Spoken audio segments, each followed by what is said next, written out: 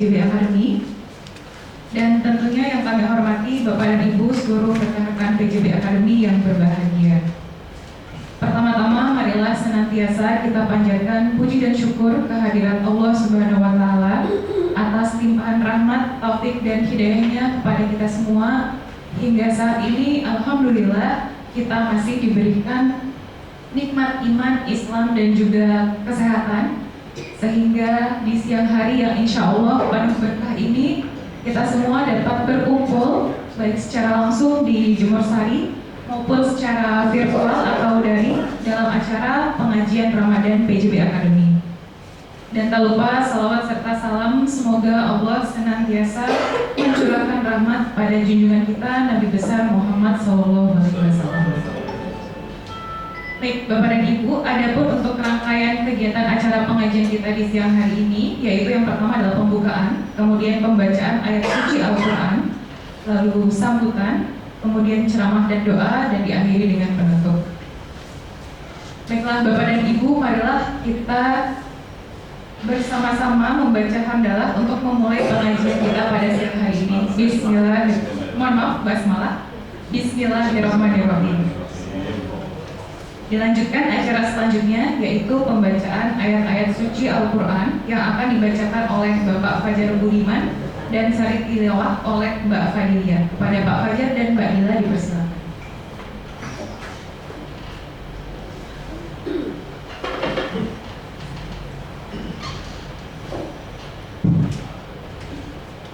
Baik, rekan-rekan semua, saya akan membacakan surah Al-Imran ayat 133 sampai dengan 136. Silakan buat rekan-rekan yang punya aplikasi atau bawa mushaf bisa dibuka supaya kita semua bisa mendapatkan pahala dari baca Quran. A'udzu billahi minasy syaithanir rajim.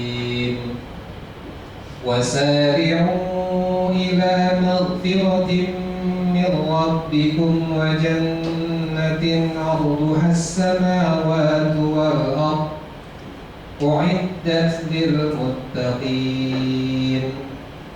الذين ينفقون في السراء والضراء والكاظمين الغيظ والعافين عن الناس والله يحب المحسنين والذين إذا فعلوا فاحشة أو ظلموا أنفسهم ذكروا الله فاستغفروا لذنوبهم ومن يغفر الذنوب إلا الله ولم يصروا على ما فعلوا وهم يعلمون أولئك جزاؤهم مغفرة من ربهم وجنات تجري من تحتها الأنهار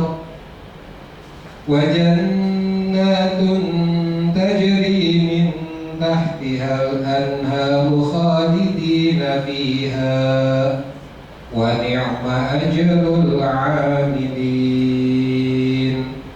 صدق الله العظيم. Aku berlindung kepada Allah dari godaan syaitan yang terkutuk. Dan bersegeralah kamu mencari ampunan dari Tuhanmu dan mendapatkan surga yang luasnya seluas langit dan bumi, yang disediakan bagi orang-orang yang bertakwa, yaitu orang-orang yang berinfak baik di waktu lapang maupun sempit, dan orang-orang yang menahan amarahnya dan memaafkan kesalahan orang lain. Dan Allah mencintai orang yang berbuat kebaikan. Dan juga orang-orang yang apabila mengerjakan perbuatan keji atau menzalimi diri sendiri, segera mengingat Allah, lalu memohon ampunan atas dosa-dosanya. Dan siapa lagi yang dapat mengampuni dosa-dosa selain Allah? Dan mereka tidak meneruskan perbuatan dosa itu, sedang mereka mengetahui. Balasan bagi mereka ialah ampunan dari Tuhan mereka dan surga-surga yang mengalir di bawahnya sungai-sungai. Mereka kekal di dalamnya. dan itulah sebaik-baik pahala bagi orang-orang beramal. Maha benar Allah dengan segala firman-Nya.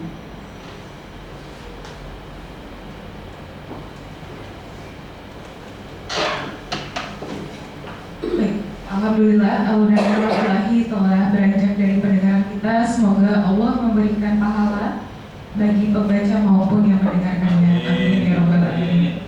Acara selanjutnya yaitu sambutan dari Senior Manager PJB Academy pada Bu Denik Putri Perdani, dipersilakan. Terima kasih Mbak Agun. Bismillahirrahmanirrahim. Assalamualaikum warahmatullahi wabarakatuh. Waalaikumsalam warahmatullahi wabarakatuh. Selamat siang, salam sehat dan salam sejahtera untuk kita semua. Yang kami hormati Ustadz Dr. Bambang Budiarto, yang kami hormati seluruh manajer, asisten manajer dan seluruh rekan-rekan PJB Academy, termasuk juga rekan-rekan tenaga ahli daya, baik yang di kampus Jemur Sari maupun di seluruh kampus PJB Academy di Gresik, Paiton, Brantas, Muara Karang, Muara Tawar, Cirata. Sekali lagi terima kasih atas kehadirannya rekan-rekan. Yang pertama-tama tentunya kita panjatkan puji syukur atas kehadiran Allah Subhanahu wa Ta'ala yang telah melimpahkan rahmat dan nikmatnya kepada kita semua, sehingga pada kesempatan siang ini kita bisa berkumpul dalam pengajian Ramadan tahun 1444 Hijriah di unit PJB Academy.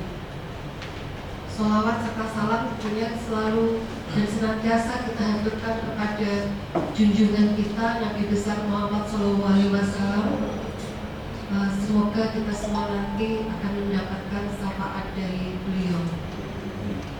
Rekan-rekan, sebelum kita mulai ceramah ini dan sebelum mulai sambutan, izin saya juga mulai dengan pantun. Suguh kopi dalam cangkir, pergi pagi mencari nafkah.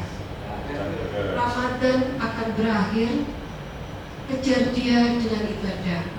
Mantap.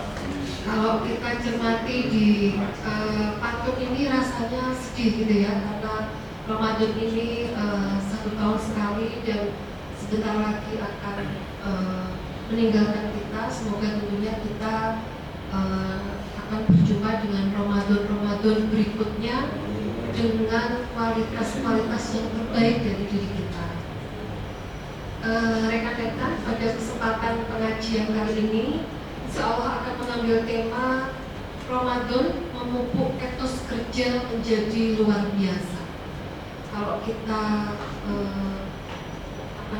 ketika bulan Ramadan ini gitu ya, hanya berfokus pada kalau Ramadan itu berpuasa, haus, lapar, dahaga, maka tentunya yang ada dalam pikiran kita adalah kuat nggak ya saya memberikan kontribusi terbaik dalam segala aktivitas kita.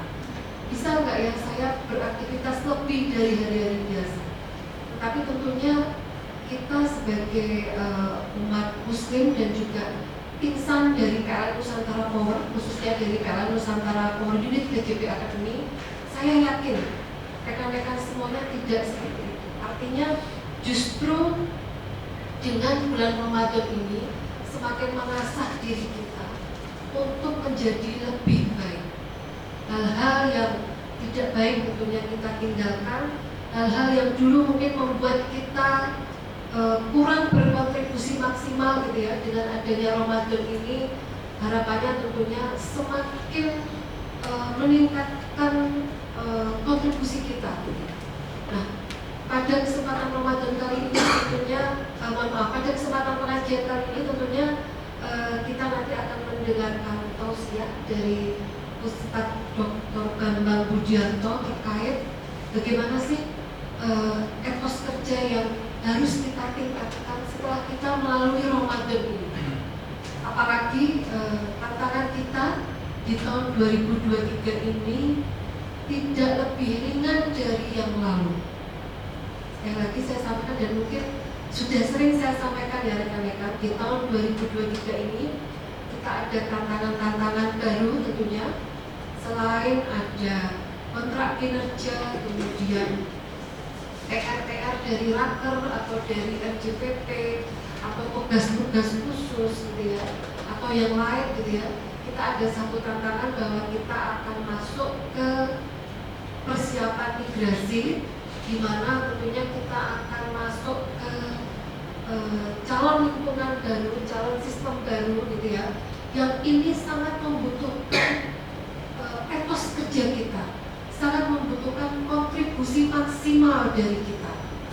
Kita harus bisa tunjukkan bahwa kita ini adalah insan-insan PLN-NP terbaik gitu ya, yang akan tugas karyakan atau apapun nanti sistemnya gitu ya, kepada bapak kita gitu ya, kepada PLN Holding, sehingga kita bisa menunjukkan bahwa memang ini sebenarnya adalah unit terbaik yang akan bergabung dengan PLN. Nah, di bulan Ramadan ini tentunya dengan muhasabah kita, dengan ibadah-ibadah kita, harapannya itu tidak menyurutkan atau tidak membuat kita semakin tidak produktif, tetapi harapannya justru kita nanti akan lebih produktif lagi. Kita tunjukkan bahwa setelah digodok di bulan Ramadan ini, kita menjadi pribadi baru yang siap untuk memberikan kontribusi maksimal. Dan ini alhamdulillah kita saat ini sudah menjalankan ibadah puasa di hari yang ke-26. Tidak terasa ya, tinggal sekitar 3 atau 4 hari lagi kita akan berlebaran Idul Fitri. Saya ucapkan nanti selamat berhari raya bagi rekan-rekan semua, karena mungkin ini adalah forum kebersamaan kita gitu ya, di unit BCP Academy, baik di kampus Dukursari maupun di kampus-kampus yang lain juga. Salam untuk keluarga besar di rumah, dan kami titip juga dari manajemen rekan-rekan, karena ini nanti akan ada libur yang cukup panjang gitu ya, mulai dari tanggal 19 sampai dengan tanggal 25, maka mohon bisa diperhatikan, dicek, dijaga juga ketika kita akan menjalankan lokasi kerja kita gitu ya.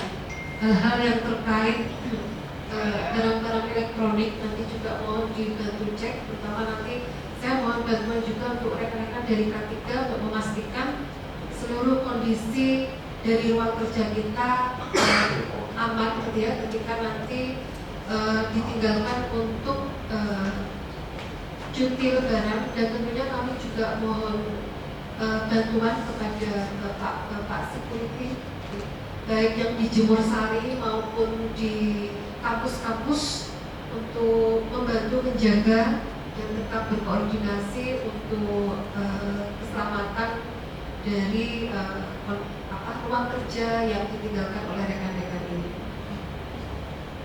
Semoga nanti bagi yang mudik juga perjalanannya lancar gitu ya, selamat sampai tujuan, bisa bersilaturahim dengan seluruh keluarga besar, dan juga nanti seolah kembali dengan selamat juga ke tempat kerja masing-masing untuk berkontribusi maksimal lagi, menunjukkan etos kerja yang lebih baik lagi, dan menunjukkan bahwa kita telah mampu melewati Ramadan dengan baik dan sempurna. Baik, Bapak Ibu, demikian yang dapat saya sampaikan. Mohon maaf jika ada hal yang kurang berkenan. Terima kasih, mohon maaf lahir batin. Wassalamualaikum warahmatullahi wabarakatuh. Waalaikumsalam warahmatullahi wabarakatuh. Baik, terima kasih Bu Dewi atas sambutannya. Bapak dan Ibu, kita masuk ke agenda selanjutnya, yaitu ceramah atau tausiah dengan tema Ramadan memupuk etos kerja biasa menjadi luar biasa, yang sekaligus nanti akan dilanjutkan atau ditutup dengan doa. Langsung saja mohon izin kepada Ustadz Dr. Bambang Budiarto, kami persilakan.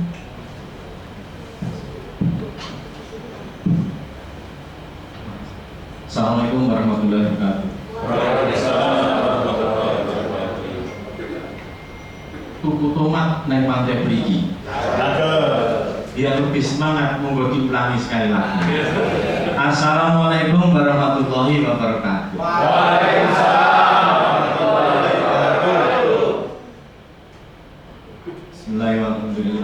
Bismillahirrahmanirrahim. Bismillahirrahmanirrahim.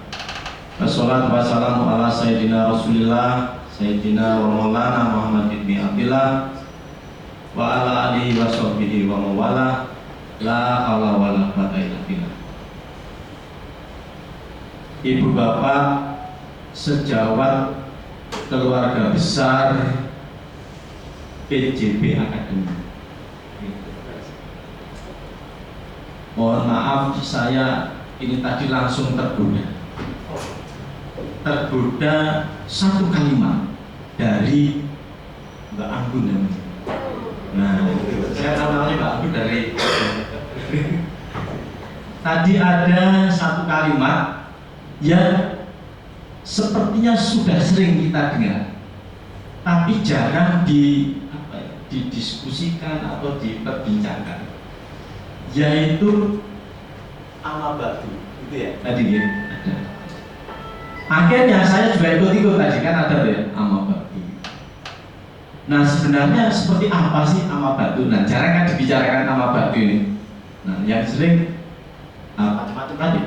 Tapi ama batu ini sangat sering kita dengarkan itu dalam setiap forum-forum seperti ini kan gitu.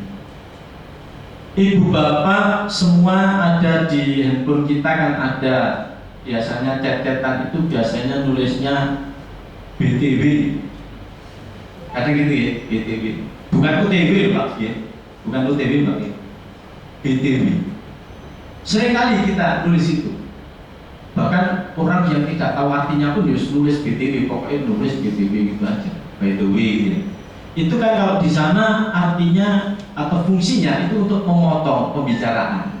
Dari sebelumnya kita cerita-cerita tentang nanti rencana buka puasa gimana, terus tiba-tiba besok masih masuk atau sudah libur, nah itu dipotong itu.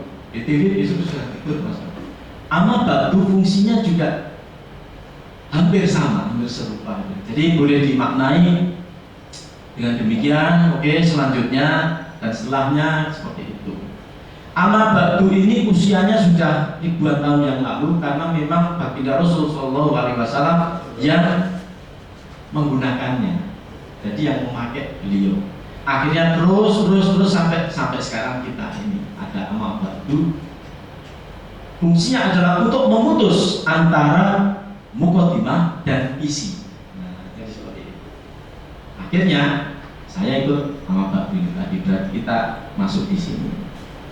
Mohon izin saya sisipkan hasbunallahu wa ni'mal wakil, ni'mal maula wa ni'mal nasir. Allahumma yasir wa la tu'asir, Rabbi tamim bil khair. Ini satu forum yang pertama kali saya hadir di sini. Saya pikir titipan doa ini tadi pas, saya pikir. Jadi mudahkanlah atas urusan kita, urusan ini, jangan kau persulit, dan akhirkanlah semuanya dengan baik. Nah, seperti itu harapannya. Tapi saya mohon maaf sebelumnya, karena biasanya kalau di majelis seperti ini, nanti kan pada akhirnya muncul satu solusi atau jalan keluar atau pencerahan gitu. Tapi mohon izin sejak awal saya nanti menitipkan satu masalah. Nah, jadi malah saya memunculkan masalah untuk dia nggak pulang nanti. Silakan dipikirkan pada saat cuti juga boleh, ketemu teman-temannya juga boleh. Pokok saya akan menjalankan masalah di sini. Jadi setelah saya tinggal ada masalah di sini. Nah, masalah itu nanti kalau kita munculkan jangan dijawab di sini, nanti bukan jadi masalah forum ini gitu ya. Pokok yang pasti nanti saya tinggal, kalau sudah munculkan di sini, pulang gitu ya. Nah, masalahnya tertinggal di sini. Nah, seperti apa masalah itu masih nanti gitu ya. Pertama kali diberikan tema ini ya, tentang Ramadan. Etos kerja ini membawa pada kita dari yang biasa menjadi luar biasa. Saya langsung merenung, berpikir dalam kesendirian. mikir. Tapi lama mikir dalam sendirian, yang muncul malah bayangan mantan Pak gitu Pak. Jadi nggak muncul materinya gitu. Termasuk ibu-ibu kalau pas musim-musim hujan ini jangan sering lihat genangan, nanti yang muncul kenangan. Jadi itu makanya berpikir keras, yang muncul malah macam-macam gitu. Tapi sekali lagi kita sekarang ada di forum yang apapun kita harus sangat bersyukur. Ini yang pertama dan harus kita lakukan itu adalah syukur. Kenapa kita perlu syukuri? Karena nikmat Allah ini ditunjukkan dalam forum majelis ilmu yang demikian ini. Tadi saya berpikir ini setiap hari Senin ada, ternyata tidak ada, tidak setiap hari Senin. Di majelis ini sungguh sesuatu yang luar biasa kita dipertemukan. Ini adalah satu bentuk nikmat tersendiri dari Allah, ya. Nikmat Allah itu sejak kita bangun nikmat, duduk nikmat, jalan, berdiri, berangkat, bekerja, belanja, pulang, berangkat, tidur, bahkan tidur itu sendiri pun kan juga nikmat Allah. Jadi nikmat itu tidak ada batas ruang dan tidak ada batas waktu. Pagi nikmat, siang nikmat, sore nikmat, malam nikmat. Tidak terputus dan tidak terhenti nikmat Allah itu. Maka ibu bapak boleh ragukan kalau ada yang katakan rindu itu tanpa batas waktu. Kan ada yang bilang gitu ya. Coba diklik di Spotify, tanpa batas waktu. Aku merindu, ku yakin kau tahu, tanpa batas waktu. Nah gitu kan ya. Pertanyaan saya, siapa yang percaya dengan itu? Siapa yang percaya kalau rindu itu tanpa batas waktu? Ayo, siapa yang percaya? Tanpa batas waktu, rindu itu hanya untuk pemula yang baru 1 bulan, 2 bulan, rindunya tanpa batas waktu. Nanti kalau sudah tahunan, berapa terus karpu, mulai karpu, gak karpu. Rumah kok isinya seperti itu. Yang tanpa batas waktu yang jelas itu adalah nikmat Allah, bukan rindu tadi. Raja Kuntalaja sudah bilang, tak kenal maka tak sayang. Kalau sudah tak sayang, pura-pura tak kenal. Ini gak seneng. Satunya jalan sana, satunya lewat sini. Padahal dulu rindunya sampai ubur-ubur. Nah, ini nikmat Allah yang harus kita syukuri, kita nikmati, kita pahami sebaik-baiknya. Dan nikmat Allah ini sungguh besar, begitu besarnya. Ini sebelum sampai ke etos kerja tadi ya. Kita lihat dulu nikmat itu seperti apa. Begitu luar biasanya kita diberikan nikmat itu, atas nikmat tersebut. Bahkan kepada kita diingatkan untuk, karena banyaknya nikmat tadi ya, untuk tidak menghitung-hitung nikmat tersebut. Jangan menghitung, tadi pagi saya bisa makan enak, siang saya makan ini, dihitungi gitu. Tidak bisa. Nikmat Allah tidak bisa dihitung. Wa in ta'udu nikmatallahi la tuhsuha. Innallaha laghafurur rahim. Dan janganlah sekali-kali kamu menghitung nikmat Allah. Pasti tidak akan bisa. Tidak akan bisa. Loh ini matematikanya dapat 9. Loh dia ini pensiunan guru matematika. Pokoknya pensiunan gitu. Loh ini guru besar MIPA, matematika ilmu pengetahuan alam. Loh ini tutornya PJB akademik khusus matematika gitu. Tidak bisa, tidak bisa, tidak bisa dihitung itu. Jadi saya dulu sempat berpikir atas ayat tersebut gitu ya. Kok ayat ini salah gitu ya? Yang seumuran saya sudah 50 lebih Pak.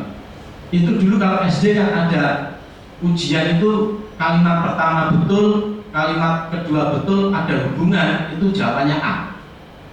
Dulu ada gitu. Kalau sekarang lunas mungkin nggak ada sekali. Kalimat pertama betul, kedua betul, tidak ada hubungan, jawabannya B kan gitu. Mungkin yang seumuran saya mengalami itu. Saya berpikir waktu itu ayat ini itu B. Pertama betul, kedua betul. Ternyata setelah seiring berjalannya waktu kita lihat, ternyata aneh ya. Jadi coba kita lihat yang pertama tadi, wa in ta'udzu nikmatallahi la tuhsuha. Dan janganlah kamu menghitung-hitung nikmat Allah, kamu pasti tidak akan bisa. Yang kedua, berikutnya disambung, innallaha laghafurur rahim. Sesungguhnya Allah Maha Pengampun dan Maha Mengasihi, menyayangi. Nah ini kan nggak sambung, saya pikir betul. Ternyata ini dalam beberapa kajian akhirnya ketemu sambung ternyata. Jadi kepada kita yang tidak mau mensyukuri nikmat Allah itu akan diazab oleh Allah sesuai pesannya dalam Ibrahim 7. Rabbukum la insakatum la yidanakum bala inkafatum inna azabil sadid. Jadi bagi kamu kalau bersyukur nikmatnya akan ditambah, tapi kalau tidak akan diazab. Azabnya sangat pedih. Tapi ketika kita sudah mendapatkan nikmat dan tidak bersyukur, ternyata apa? Allah tidak menyegerakan untuk mengazab kita. Kenapa? Karena Allah Maha Pengampun tadi. Nah itu sambungannya itu ternyata demikian gitu. Karena Maha Pengampun dan menyayangi. Jadi kita boleh tenang Pak, meskipun kadang lali syukur, ternyata tidak langsung diazab gitu. Itu mungkin bedanya dengan SDM ya. Kalau salah langsung ada surat peringatannya. Nanti itu boleh dibawa Pak surat itu. Ini aja Maha Pengampun, iya Tuhan Maha Pengampun. SDM tidak gitu. Sama filmnya Rembo juga gitu. Rembo taruh sama siapa? Apa Rembo itu bukan? Rembo itu tidak pengampun. Nah jadi itu. Bicara tentang nikmat ini adalah untuk semuanya. Siapapun kita asal punya cap, asal punya label umat manusia. Jadi tidak pandang-pandang apakah ini dengan arti daya ini dan sebagainya. Nah, nikmat kita itu nikmat Allah itu seperti itu. Bahkan ini yang seringkali saya kutip, yang pernah disampaikan oleh bosnya PLN dulu, jadi Pak Dahlan Iskan, mantan Menteri BUMN. Di diswenya Pak Dahlan Iskan itu kan beliau kan pernah ganti hati. Nah, operasi ganti hati, bukan pindah ke lain hati ya. Mungkin lebih sulit pindah ke lain hati ini daripada ganti hati. Nah, beliau pernah operasi ganti hati itu di Cina dengan Pak Dr. Benyamin Chua, kalau saya kutip dari diswenya Pak Dahlan. Pak Dahlan bertanya, Pak Dokter, untuk biaya 50 cm pembuluh darah itu berapa sih? Oh ini 500 juta Pak Dahlan. Kalau begitu 1 meter berarti 1 miliar. Oh iya. Nah padahal menurut yang memahami ilmu anatomi dan sejenisnya ini, di dalam tubuh manusia ini panjang dari pembuluh darah kesana sini rata-rata itu 200 km. Dibuktikan dengan apa? Setiap kulit kita kalau tergores sedikit saja pasti berdarah, itu berarti ada pembuluh darah dimanapun posisinya. Artinya apa? Di dalam tubuh kita baru pembuluh darah saja sudah 200 triliun dititipkan kepada kita, nah, seperti itu. Nah nanti coba dihitung lagi yang betul berapa gitu ya. Itu belum fungsi dari mata, telinga, hidung, mulut, dan lain sebagainya. Jadi begitu banyak nikmat yang kita terima. Yakinlah kita tidak akan bisa menghitung. Dengan posisi yang seperti ini, dengan situasi yang demikian ini, maka sudah sepantasnya lah, sudah selayaknya lah kalau dalam setiap tarikan nafas kita itu untuk selalu bersyukur. Nah, termasuk hari ini, saat ini kita berkumpul di majelis yang seperti ini. Kita berkumpul bersama-sama melihat, mencermati seperti apa kira-kira apabila di dalam bulan Ramadan ini yang sering dianggap sebagai bulan Sayyidus Syuhur, penghulunya bulan atau rajanya bulan. Saya yakin kalau sudah sampai minggu ke-26 ini sudah banyak masukan ke kita. Kenapa disebut sebagai bulan Sayyidus Syuhur? Karena Ramadan ini bulan penuh rahmat, ampunan, gitu ya. Bulan turunnya Al-Quran, ada Lailatul Qadar pengganti 83-84 tahun dalam satu malam dan sebagainya. Hitungannya demikian. Itu sudah sangat banyak. Nah, terus dari tema tersebut kemudian saya pilah-pilah, ada Ramadan. Oke, Ramadan ini sudah clear. Masalah Ramadan selama 25 puasa kemarin. Tiap malam kita di-drill itu setelah setelah taraweh gitu ya, pemahaman yang baru. Nah, kemudian etos kerja. Oke, nanti kita lihat etos kerja. Kemudian yang biasa menjadi luar biasa. Di budaya masyarakat kita ini kan ada yang namanya dipaksa, terpaksa, biasa, akhirnya baru jadi budaya. Seperti itu di kita itu. Dipaksa dulu, nah gak iso. Dulu penggunaan kartu e-money itu kan begitu, dipaksa dulu kan. Berundel semua, berundel ngerasani seperti itu terus. Akhirnya terpaksa menggunakan kartu e-money. Kalau tidak bisa lewat tol. Akhirnya terbiasa sudah. Ketika terbiasa, orang sekarang sudah tidak nyaman kalau bayar pakai uang.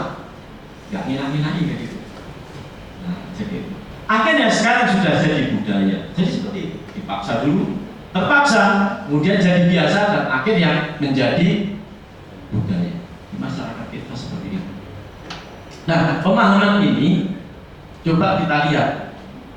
Yang disebut biasa menjadi luar biasa itu apa sih?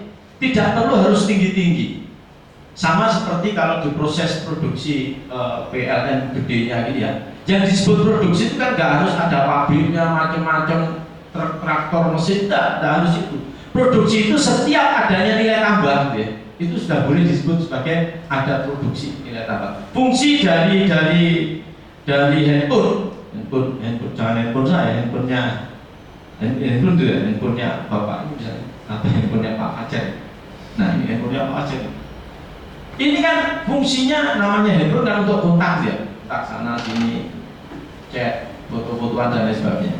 Tapi ketika sambil duduk, beliau ternyata kursinya goyang, si kursi, diganjel sampai handphone.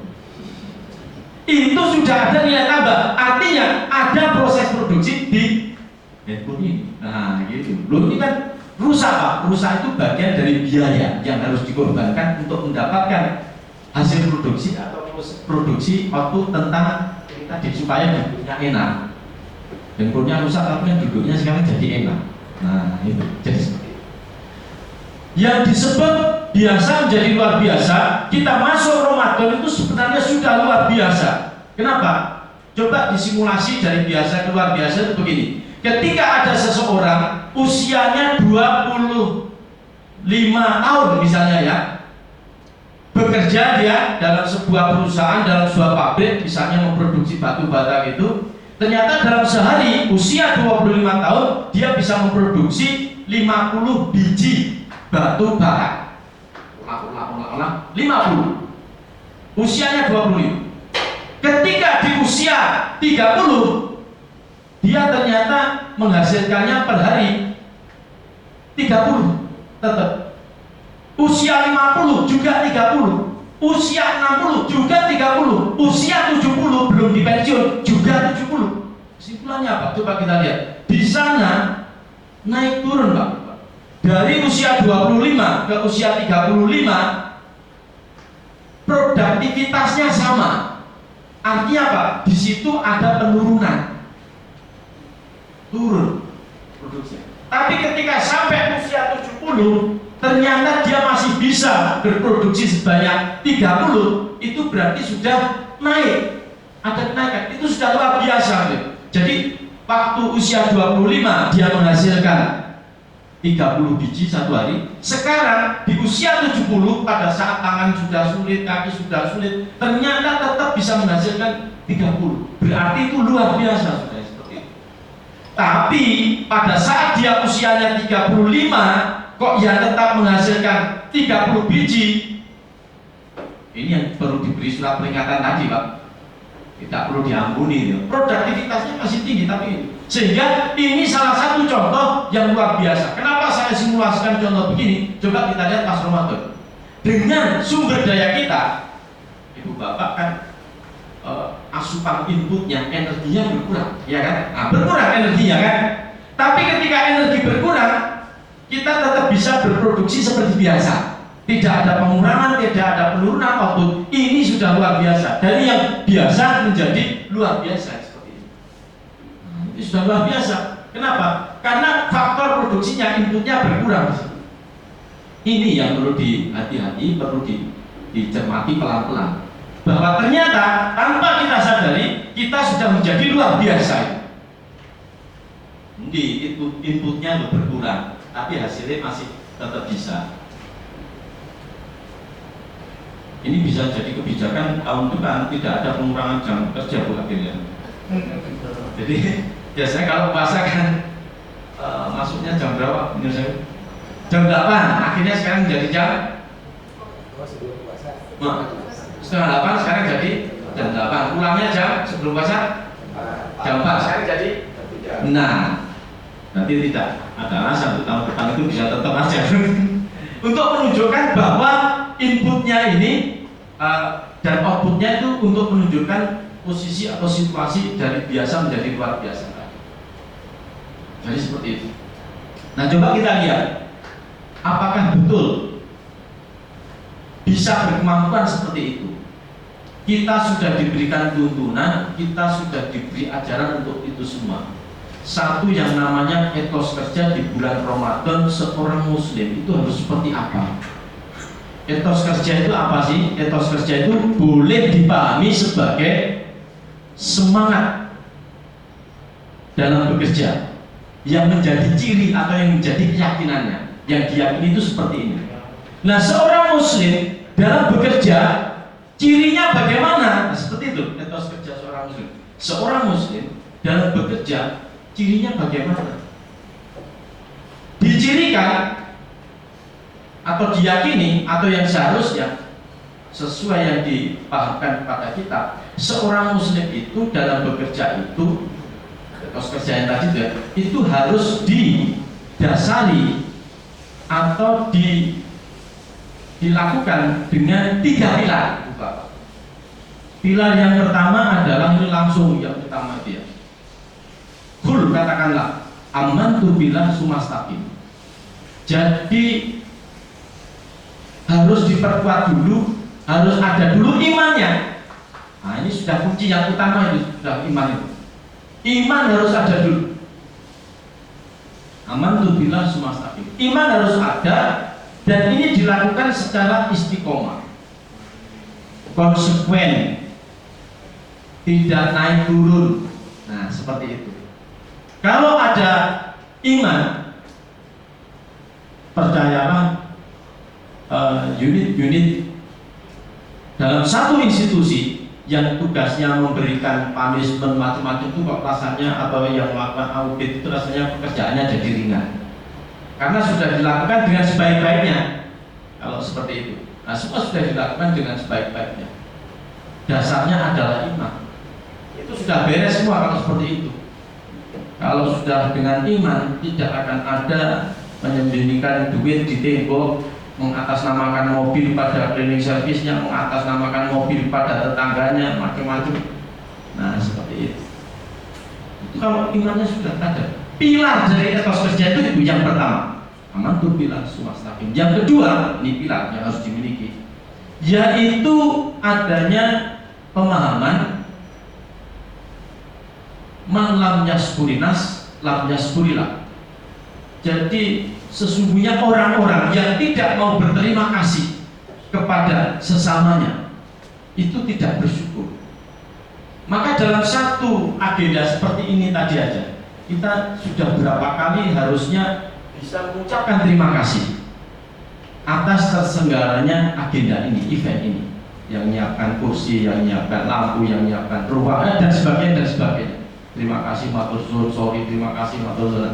Ini dengan pemahaman tersebut akan membawa pada suasana etos kerja yang membawa kepada kebersamaan. Kuncinya satu lagi, yaitu khairun nas anfa'uhum linnas. Bagaimana kita menempatkan diri, menjadikan kita itu bermanfaat bagi orang lain. Karena sebaik-baik manusia, sebaik-baik kita itu adalah yang bermanfaat bagi orang lain. Nah, seperti itu. Sehingga dengan 3 pilar ini kira-kira akan sampai pada sebuah kebersamaan. Kalau misalnya diyakini dengan sebaik-baiknya. Etos kerja itu pilarnya itu. Terus harus seperti apa dalam etos kerja tersebut? Nah, di sini yang perlu dimunculkan pelan-pelan. Coba kita kumpulkan gitu ya, beberapa nasihat, kemudian beberapa tuntunan yang ada di kita. Islam kita ini mengajarkan untuk bekerja keras, tidak untuk bermalas-malasan. Pesannya begitu. Wujudnya mana?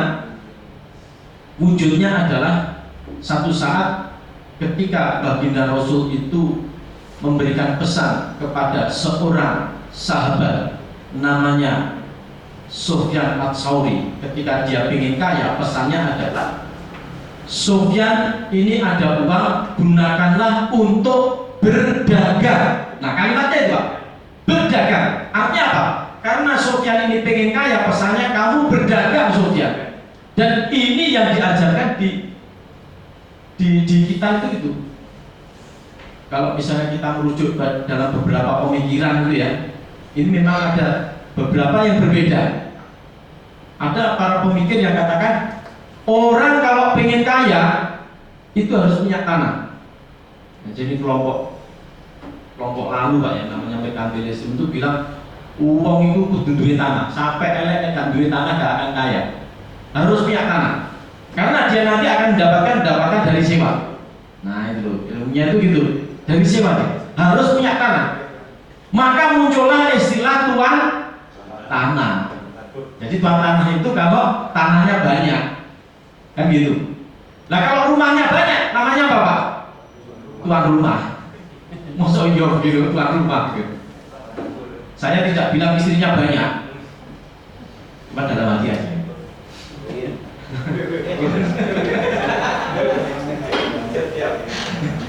Nah, jadi orang kalau pengen kaya harus punya tanah. Tapi generasi berikut, pemikir berikut katakan fisiokrat itu, orang kalau pengen kaya harus berdagang. Nah, sama dengan kita di ajarannya baginda Rasul. Harus berdagang. Kudu dagang. Nah, pengen kaya. Terus muncul konten dan sebagainya. Dagang kan iso rugi malah hancur gitu. Maka muncul lagi pemikiran, kalau pengen kaya, orang itu harus spesialisasi. Kudu meyakini apa yang dia mampu, dia bisa produksi, wes iku asik diurus. Isone ngurusi atau memproduksi tahu, tempe, yos kuwi ae, gak usah yang lain. Masalah yang lain nanti dia ganti, beli atau ditukar seperti itu. Sampai berikutnya muncul pemahaman, nek pengen kaya, orang itu harus punya skill kalau sekarang. Nah, sampai seperti itu.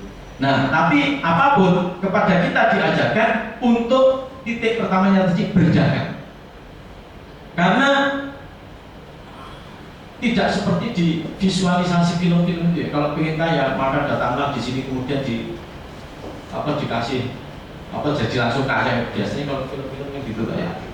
Aladin atau keluar asapnya, keluar duitnya dan sebagainya. Tidak, baginda Rasul tidak mengajarkan demikian. Baginda Rasul ajarkan kowe kudu berdagang.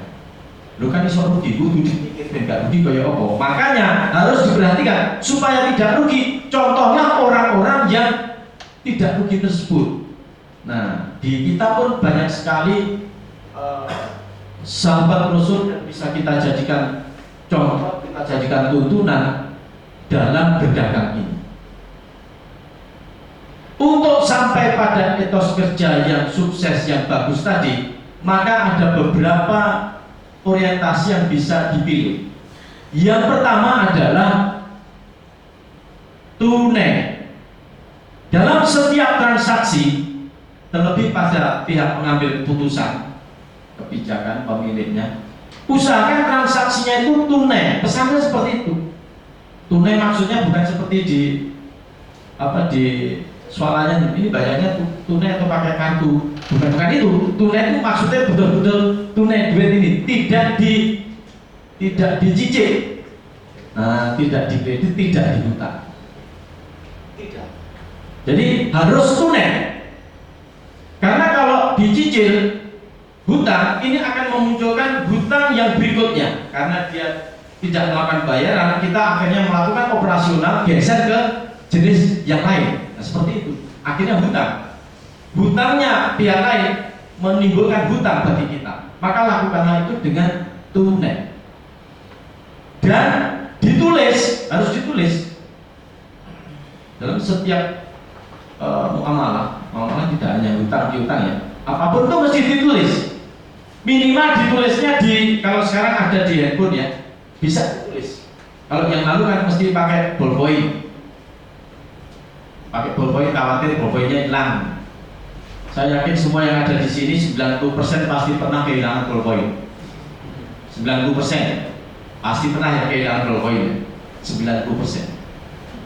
Tapi jangan salah, 99% juga saya yakin pernah nemu ballpoint. Nah, saya yakin Ibu Bapak pernah nemu ballpoint. Saya tidak bilang setelah nemu itu disai atau tetap dikembalikan di situ. Tapi minimal kita pernah nemu, ditemukan. Terus tidak tahu ditemukan atau tidak setelah itu ya. Nah, itu ditemukan. Oh, jadi mindsetnya dibalik Pak. Jadi ballpointnya itu yang menemukan orang. Ternyata begitu beliau bilang. Jadi bukan kita menemukan ballpoint menemukan tuannya. Gitu. Boleh juga Pak. Nanti saya sampaikan ke yang lain-lain ya seperti itu. Terima kasih. Baru ini. Nah, jadi seperti itu. Harus tunai. Jadi supaya transaksi kita itu aman, nyaman, bisa berjalan baik, tidak memunculkan hutang piutang. Yang kedua, yaitu adalah keuntungannya sedikit saja, tapi berkali-kali. Daripada banyak tapi sekali. Itu yang dilakukan oleh Abdurrahman bin Auf ketika dia pertama kali hadir di Madinah setelah hijrah dari Mekah. Abdurrahman bin Auf membawa konsep itu. Kalau bertransaksi dia harus tunai, tidak hutang. Yang ketiga itu adalah integritas. Satunya kata dan perbuatan, integritas. Kalau dikatakan A, selanjutnya berikutnya dia akan bilang A. Kalau B, dia akan bilang B. Itu pula sekali lagi yang dilakukan oleh Abdurrahman bin Auf. Di dalam integritas ini ada beberapa value. Yaitu yang pertama adalah amanah, dapat dipercaya, sidik, jujur, dan yang satunya adalah faktor nanti harus pintar. Kita lihat atas yang ketiga ini, orientasi yang ketiga ini, integritas, satunya kata dan perbuatan. Ketika pertama kali hadir di Madinah kepada Abdurrahman bin Auf yang sudah menjadi tidak punya apa-apa. Abdurrahman bin Auf ini kan orang yang sangat kaya di Mekah. Terus kemudian diajak hijrah ke Madinah, semua barangnya ditinggalkan gitu. Akhirnya dia nggak punya apa-apa, kosongan. Sampai Madinah, dia diperkenalkan, dia dipersaudarakan dengan Sa'ad bin Rabi'. Sa'ad bin Rabi' ini konglomerat kaya. Saat Rasul bilang, ini ada Abdurrahman bin Auf. Sekarang dia jadi saudara. Ya Rasul, terima kasih. Akhirnya dia bilang kepada Abdurrahman bin Auf, Abdurrahman bin Auf, saya punya harta, saya punya piaraan buahnya ini. Sekarang saya bagi menjadi dua. Satu punya kamu, satu saya. Terimalah. Saya punya tempat tinggal banyak, saya bagi 2. Satunya kamu, satunya saya. Dihitung sih. Abdurrahman bin Auf, istri saya juga ada 2. Nah, ambillah satu, mana yang kamu mau? Kurang apa Abdurrahman bin Auf? Kalau model kita, saya gitu ya, oh iya siap, gitu. Nggak mikir 1000 kali, langsung. Tapi ternyata apa jawaban Abdurrahman bin Auf? Yang sebenarnya saat itu dia sedang tidak punya apa-apa, sudah kosong setelah hijrah.